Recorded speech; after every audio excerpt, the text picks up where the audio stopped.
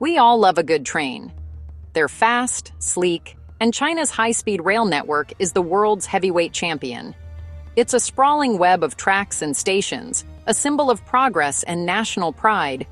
But impressive projects come with impressive price tags. While the world marvels at bullet trains, there's a less glamorous story: the stations themselves. Specifically, the ones gathering more dust than passengers. These are the ghost stations, built with big promises, now nearly empty. This isn't a minor oversight. It's a money-burning problem with real consequences, especially for local communities and women. Tonight, we'll look past the shiny trains and dive into the hidden costs of these forgotten platforms. We'll talk about the staggering sums spent on empty buildings while essential services go underfunded.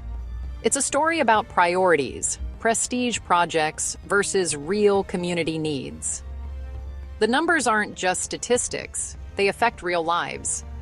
We'll ask why these stations were built, who benefits, and who's left behind. Because when you follow the money, you often find those most in need get the least. So buckle up. We're taking a ride through the murky world of high-speed rail finances and the human cost of progress gone off the rails. When high-speed rail plans were announced, the promises were huge. Rural towns were told a station would bring tourists, business, and prosperity. These stations were sold as engines of opportunity, bridging the gap between booming cities and quiet towns.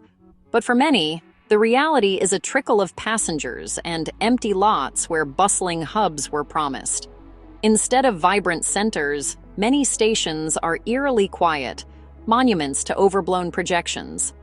Locals waited for prosperity that never arrived. Now, a gleaming station sits unused. The disconnect is staggering. Dozens of ghost stations, each a costly drain. Trains run, lights stay on, staff show up, all for a handful of passengers. The promise was connection and opportunity. The reality? Isolation and a spectacular waste of money. For many, the high-speed journey led straight to disappointment, and the bill keeps coming. You don't need data. Just look at the photos. Vast station halls, empty but for a lone janitor and the echo of footsteps. Departure boards glow, but the seats are empty. These images reveal the scale of miscalculation, multi-million-dollar facilities for ghost passengers. Ticket counters with no lines, staff with nothing to do. The gap between projections and reality is a canyon. Some rural stations see fewer than 100 passengers a day, less than a corner store. Yet they're built to the same grand scale with all the costs. The emptiness is a stark reminder of the chasm between vision and reality. What does it cost to keep a ghost station running? A lot. Electricity for lights, air conditioning, escalators, like leaving all the lights on in a mansion you don't live in. Staffing costs add up: ticket agents, security, cleaners, all for almost no passengers. Maintenance is relentless. High-tech equipment, glass walls, tracks, and platforms need constant care. These are fixed costs, no matter how few people use the station. And then there's the debt. The network was built on borrowed money, and each underused station makes repayment harder. They don't generate enough revenue to cover their own costs, let alone the loans. These stations are financial anchors, dragging down the entire system. Every year, public funds are poured into empty buildings. Money that could be used elsewhere is lost to these black holes. The public pays for these empty monuments, year after year. The cost isn't just financial, it's a lost opportunity for real investment.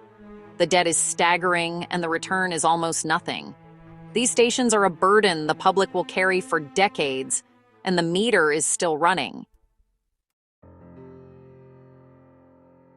The money for these empty stations comes from somewhere. Every dollar spent here is a dollar not spent on essential services, especially those women rely on. Rural clinics and hospitals are underfunded, lacking staff and equipment. The cost of one empty station could fund nurses, a maternity ward, or life-saving machines. Instead, it keeps the lights on in a building few use. Women travel farther for basic care because budgets favor trains over clinics.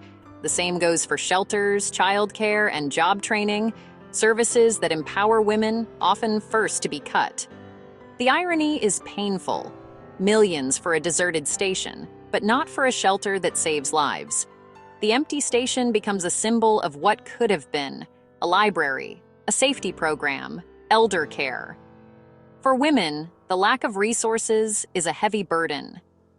They pay the hidden social cost for a network that offers prestige, not practical help. The priorities are clear, and women aren't at the top. For the few who use these stations, safety is a real concern, especially for women. Empty, cavernous spaces are intimidating, and at night, they can be terrifying. Poor lighting, deserted corridors, and distant parking lots create risks of harassment or assault. Staff can't be everywhere, and isolation makes emergencies more dangerous. Many stations are built far from town, forcing women to rely on expensive or infrequent transport. Arriving late at a deserted station is a recipe for vulnerability. The lack of eyes on the platform removes the safety of crowds. For women, these stations are not gateways. They're potential traps. If local communities don't benefit, who does? Construction companies and engineering firms profit from building, regardless of success. Politicians gain status and legacy projects, ribbon cuttings and promotions. The network serves business travelers and the urban elite, not rural communities. The system was sold as equitable, but it reinforces inequality. The wealthy get convenience, rural areas get debt and empty buildings. Construction conglomerates get contracts, politicians get prestige, the elite get speed.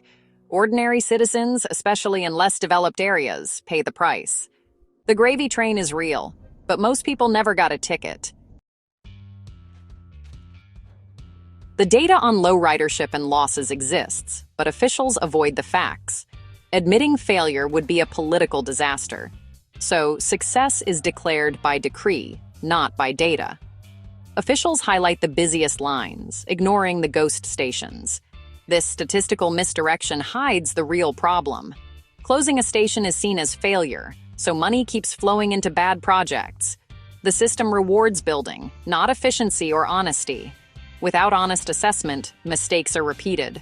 The focus stays on expansion, not on need. The truth is buried under political ambition, and the ghost stations keep haunting the budget. So, what can be done? First, honesty. Audit the network and face the facts. Replace prestige planning with practical planning. Some stations may need to close or be repurposed. Community centers, schools, logistics hubs. Invest where people actually are, not where politicians want monuments. For stations with potential, focus on safety, accessibility, and last-mile connections. Design with real needs in mind, especially for women. Build systems that serve everyone, not just a select few. Listen to communities before drawing blueprints. Sometimes a bus line or a clinic is a better investment than a grand station.